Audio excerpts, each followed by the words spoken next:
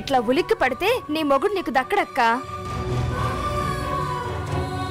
అత్తమ్మ అంటే టైం లేదంటదా, ఏడవంగా ఏడవంగా గుండె తడారాలంటదా.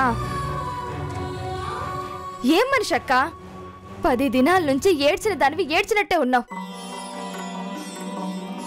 నిన్ను చూస్తున్న నా పానవే తరుక్కుపోతాంది. పెద్దది, 2 పిల్లల్ని కన్నది, గింత గింత గింత కూడా జాలి దయ లేదా మనిషికి? నీ ఉసురు తగిలి మట్టి కొట్టుకుపోతుంది. అంతా నా కర్మ. ఎవరినని ఏం లాభం? కర్మ కాదు, గా సూర్యకాంతమ్మకి కాసుల మీదున్న ఆశ, జాగీరు మీదున్న మోజు. గా ముసల్ది కాగితం మీద రాసి సచ్చింది, ఈ ముసల్ది మనల్ని రాసి రంపాన పెడుతుంది. ఆశ బాగానే పుడుతుంది కానీ నీకు మాత్రం ఈ మారు మనవు ముడిపడదని అనిపిస్తుందక్క.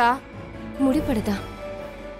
అనుకున్నది అత్తమ్మ, ఆగుతుందనుకోవడం మన కళ. ఏంది కళ? ఆమెమన్నా సూర్మార్కానా? ఆపితే తల తీసి మొలక్ కడతదా? ఆశైనా మనకు అవకాశం లేదు, మరో దారి లేదు.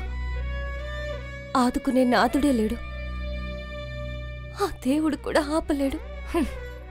దేవుడు కాకపోతే దేవత ఆపుతాది, ఆపి తీరుతాది. దేవత? అవును, దేవతే. ఎల్లుండేందో యాద మరిచినావా? జర యాద్ తెచ్చుకో. అనుక్షణం ఏడవడం తప్ప ఏది గుర్తుకు తెచ్చుకునే ఓపిక లేదు సత్యమ్మ. ఎల్లుండి శ్రావణ శుక్రవారం అక్క. అయితే ఏడవకూడదంటావా? ఏడుపు లేకుండా చెయ్యమని ఆ అమ్మవారికి వ్రతం చెయ్యాలి. నీ కోరికలో ధర్మం ఉందక్క. ఆ అమ్మవారు ఖచ్చితంగా నీకు తోడుగా నిలబడుతుంది.